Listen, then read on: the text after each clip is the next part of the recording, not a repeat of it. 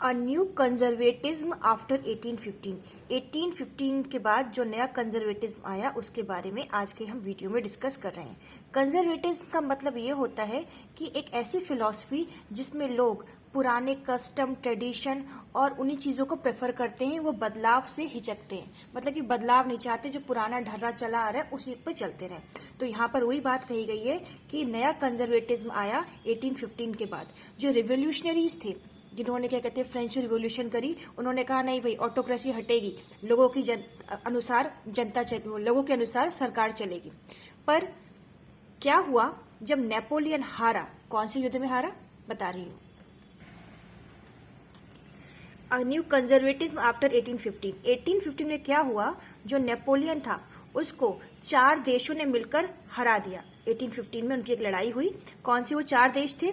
Prussia, Russia, Austria, Britain. ये 4 देश इकट्ठे हुए और इनका माइंडसेट कैसा था? कंजर्वेटिज्म को प्रमोट करता था। तो उन्होंने नेपोलियन के संग फाइट करी। उस बैटल को कहा गया बैटल ऑफ वाटरलू, और उसमें अनफॉर्चुनेटली नेपोलियन को इन लोगों ने हरा दिया। अब जब क्योंकि ये कंजर्वेटिव थे तो ऑब्वियसली जब ये जीतेंगे तो क्या आएगा? कंजर्वेटिज्म आएगा। कंजर्वेटिज्म ने क्या करा? नेपोलियन के द्वारा किए गए सारे चेंजेस को खारिज अंडू कर दिया। ठीक है, अब इन्होंने क्या क्या चेंजेस करे वो देखते हैं। अगर क्वेश्चन आए कि कहते हैं नेपोलियन को कौन से 4 देशों ने हराया, तो ऐसे याद कर लो, 3 ईया और 1 ब्रिटेन। ईया देखो, सब में ईया लगा है, ईया ईया ईया, प्रूशिया, रशिया, ऑस्ट्रिया और ब्रिटेन। ठीक है, इन चारों ने हरा दिया और नेपोलियन के चेंजेस को अंडू करा। इन लोगों ने दोबारा से मोनार्ची सिस्टम को वापस ला दिया। रिवोल्यूशनरीज के आने के बाद मोनार्ची सिस्टम खत्म हो गया था।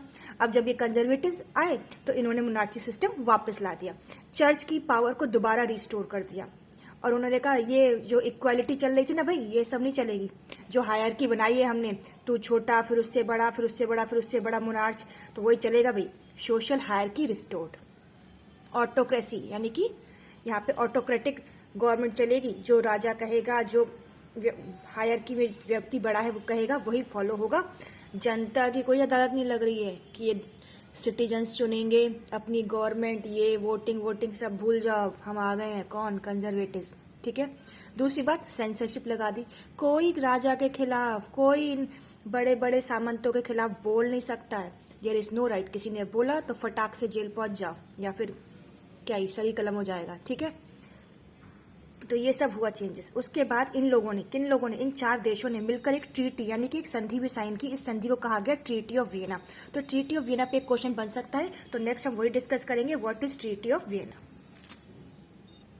Right a short note on treaty of Vienna. Vienna संधि पर एक शॉर्ट नोट लिखो, या किसी भी तरीके से घुमा फिरा के क्वेश्चन आए तो आंसर यही इन 8 पॉइंट्स में ही समाहित है इसका। Treaty of Vienna. In 1815 Britain, Russia, Prussia and Austria यानी कि 3 ईया और 1 ब्रिटेन, जिन्होंने who had collectively defeated Napoleon, जिन्होंने मिलकर नेपोलियन को हराया था, वो मिले। कहाँ मिले? ऑस्ट्रिया में। ऑस्ट्रिया की कैपिटल या ऑस्ट्रिया की राजधानी है वियना, तो यानी कि ऑस्ट्रिया में मिले। तो जगह, पूरा देश तो बहुत बड़ा है ना, पूरे ऑस्ट्रिया में तो नहीं मिल सकते, तो वहाँ पे जो भी कंट्री कह रही हूँ, उनकी कैपिटल है वियना, वहाँ मिले। अब जब मिले तो उनके चाय पानी का, मेहमान नवाजी का अरेंजमेंट कौन करेगा? कोई व्यक्ति तो करेगा ना। तो नेक्स्ट पॉइंट यही है, the meeting was hosted by Austrian chancellor. Austria के चांसलर ने, ड्यूक मेटरनिक ने सारे चाय पानी का अरेंजमेंट किया। चाय पानी वर्ड यूज कर रही हूँ आपको समझाने के लिए, अदरवाइज उसके होस्ट कौन थे? Duke Metternich. ठीक है, अब ये मीटिंग हुई क्यों? The main objective was to undo all the changes brought by Napoleon. ये मीटिंग का मेन मुद्दा तो यही था कि नेपोलियन ने जितने चेंजेस किए सबको खारिज कर दो ड्यूरिंग नेपोलियनिक एरा, जो उस समय हुए थे। ठीक है, 4th पॉइंट। अच्छा भाई, अब हुआ क्या क्या इसमें? German confederation of 39 states was left untouch. 39 state की एक जर्मन कन्फेडरेशन जो नेपोलियन के टाइम में बनी थी, उसके बारे में कुछ भी छेड़ाछाड़ी नहीं हुई, उसको अनटच रहने दिया गया। पहला पॉइंट अनटच को कर लो यार, उसके बाद जो चेंजेस हुए वो याद कर लेंगे।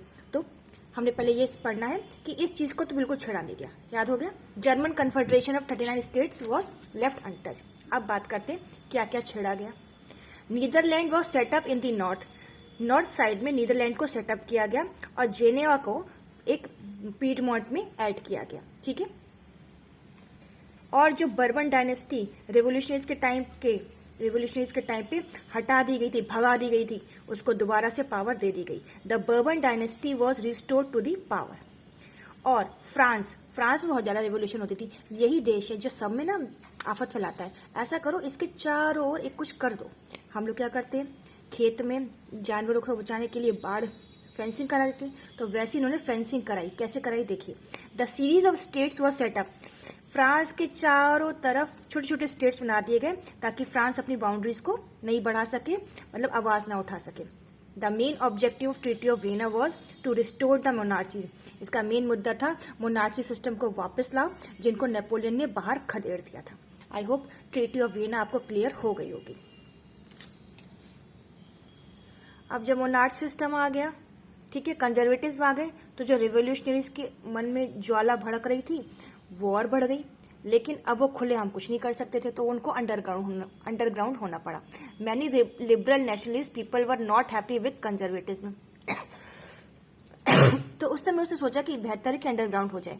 अंडरग्राउंड होकर उन्होंने कई सारे सीक्रेट ग्रुप्स बनाए। उन्हीं में एक ऐसे व्यक्ति थे गुजुपी मजीनी। उन्हीं के बारे में हम नेक्स्ट टॉपिक में डिस्कस करेंगे। गुजुपी मजीनी बॉर्न इन जेनेवा इन 1807। वो सीक्रेट सोसाइटी के मेंबर बने कार्बोनेरी में। वो सेंट इनटू एक्साइल। उनको एक्साइल यानी वनवास या फिर देश से बाहर भेज दिया गया एट एन एज ऑफ 24। क्यों भेजा गया था? क्योंकि उन्होंने एक क्रांति लिगोरिया में अटेम्प्ट की थी। उन्होंने ही 2 अंडरग्राउंड सोसाइटी बनाई जिनके नाम थे यंग इटली और यंग यूरोप। मजीनी का मानना था कि गॉड ने नेशंस को बनाया है ताकि वो एक अलग यूनिट, नेचुरल यूनिट्स में रहें, मानवता की यूनिट्स के फॉर्म में रहें। इसलिए इटली को भी एक साम्राज्य का पैचवर्क बन के नहीं रहना है, उसकी अपना नेशन स्टेट होना जरूरी है। Hence Italy could not continue to be a patchwork of small states. His relentless opposition, उन्होंने कंटिन्यूस अपोजिशन किया मोनार्ची सिस्टम का। And his vision of democratic republic, और उनका नजरिया था कि एक डेमोक्रेटिक रिपब्लिक होना चाहिए था। कंजर्वेटिव्स को हमेशा डरा कर रखता था। ड्यूक मेटरनिक ने यहाँ तक कहा कि जो मोस्ट डेंजरस एनिमी है सोशल ऑर्डर का वो गुजुपी मजीनी है। तो ये मजीनी के बारे में सारी बातें कही गई और वाकई में वो इटली की आज़ादी चाहते थे, इटली को नेशनल स्टेट बनाना चाहते थे। ठीक है, नेक्स्ट टॉपिक में हम डिस्कस करेंगे कौन कौन सी रिवोल्यूशंस हुई। ठीक है, थैंक यू।